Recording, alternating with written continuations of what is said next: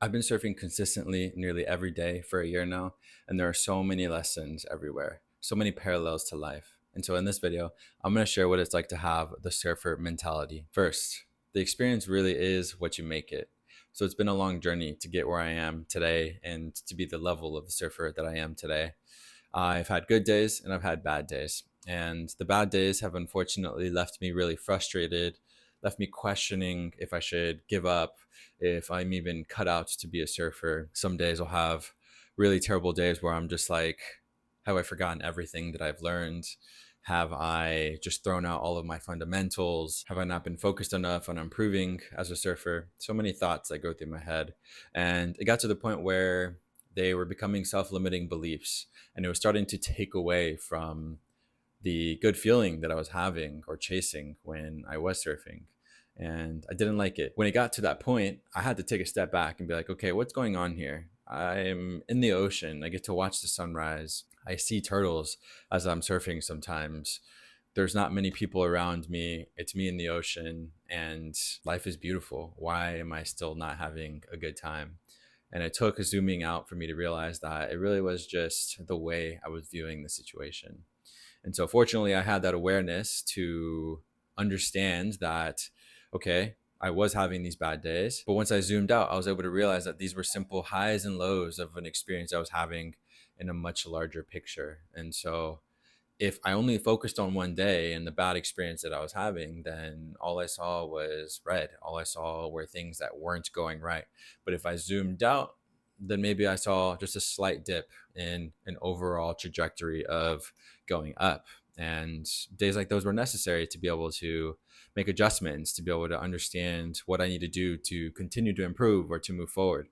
And so it was really understanding that those days were necessary and that it's okay to have good days and bad days for me to truly enjoy it every time that I went out, despite what was happening. So the life parallel here is I can't always control what's going to happen. I can't control the conditions when I paddle out. But what I can control is my mindset on what I'm experiencing out there. Second, face your fears. My experience in the ocean and just with surfing in general has been full of fears. I think a lot of people have a fear of the ocean because they don't know what's beneath them, or maybe they're not a strong swimmer, or some other reason. Totally understandable. I've been swimming since I was 3 years old, and there are still things that scare me about the ocean. But there are so many things that I've gained from showing up every single day and paddling out into the ocean. There's always been a fear of intense breaks. There's been a fear of riptides. There's been a fear of strong currents pushing me too far out. There's been a fear of crashing into rocks. There's been a fear of getting cramps in my legs and not being able to swim back to the shore.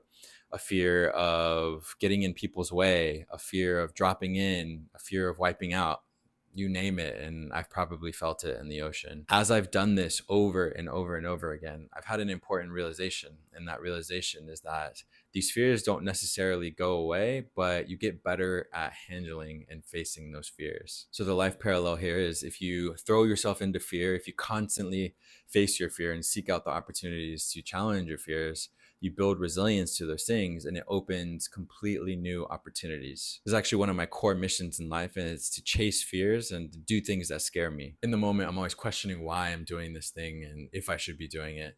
But after I complete the experience, I always walk away with a smile on my face. And once I reflect, I'm like, wow, I'm really glad that I did that because I feel like I've grown because of it. I feel like I've learned a lot, and I'm even more courageous to face something that scares me the next time. Third, showing up shapes identity. So, along the same lines of showing up every single day to face my fears, showing up matters because it highlights the importance of consistency.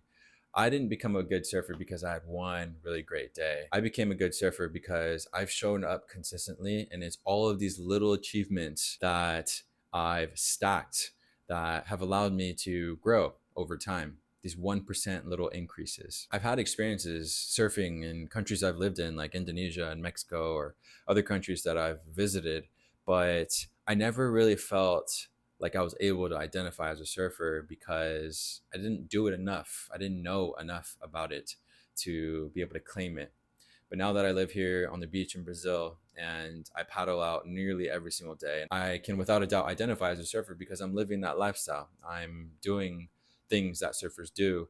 And it's a testament to the consistency, which matters. It's the act of paddling out time and time again that really is building up my identity as a surfer. The life parallel here is that if you're consistent at anything, the consistency will breed curiosity. What do I mean by that? Well, as I've worked to build my identity as a surfer and to be consistent, it's led to me doing things that maybe I wouldn't have done if I hadn't built up this identity. So, for example, this past summer, I experimented with longboarding for the first time. Completely different experience than surfing with a shortboard, but I became curious because I was so consistent about becoming a surfer and improving my skill that I was open to that experience. In addition to this, I'm hungry to get better. I'm asking friends about things that they've done to improve. I'm studying other people's techniques. I'm doing anything and everything that I can to become a better surfer. And lastly, I'm also studying myself. Sometimes I'll attach my GoPro to my board so I can simply study my form and to see how I can improve. It's these little habits of showing up every single day, showing up consistently, that have really shaped me as a person. Fourth, the power of presence. When I'm in the ocean, it demands my curiosity.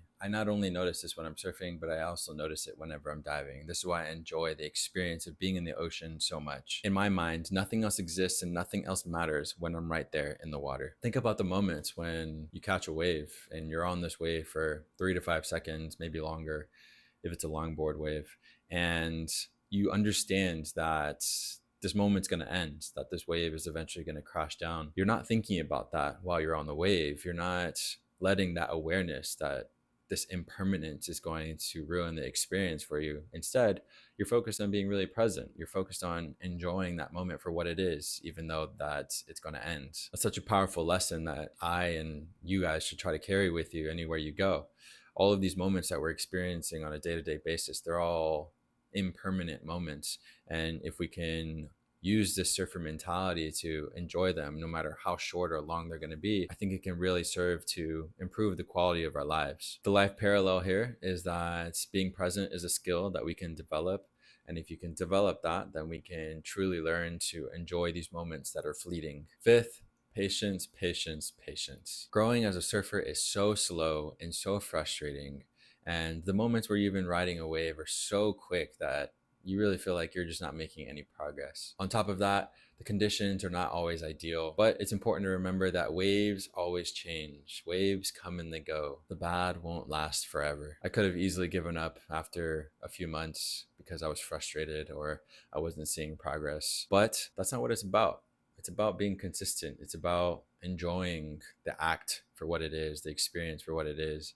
And if I had given up, I wouldn't be able to truly be molded by the experience. I'm happy to be here talking about this after a year of trying to surf as much as I can, because I can truly see that whether it's surfing or any other action, just by staying committed to it, you will experience change. If you remain patient, you will see growth. What's really important to consider here as I reflect on this is that I can't predict when the conditions will be ideal. I can't predict how quickly I'm going to grow. But one thing that is in my control is I can always be prepared for those moments that really matter. So if I can be consistent and I can always be prepared, then that's where I'll make true strides. So the life parallel here is that struggles are temporary. You will get past them the longer that you stick to them and the more often that you show up.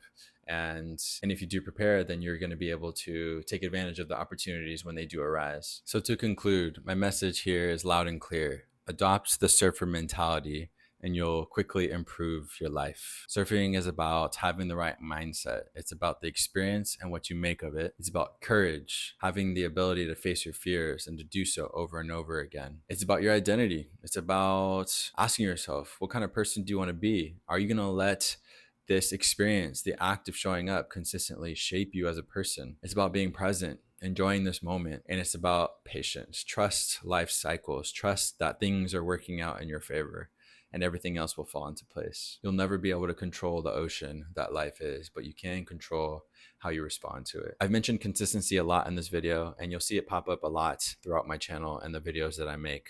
If you're curious about my morning routine as I wake up at 5 a.m., you can check it out linked here.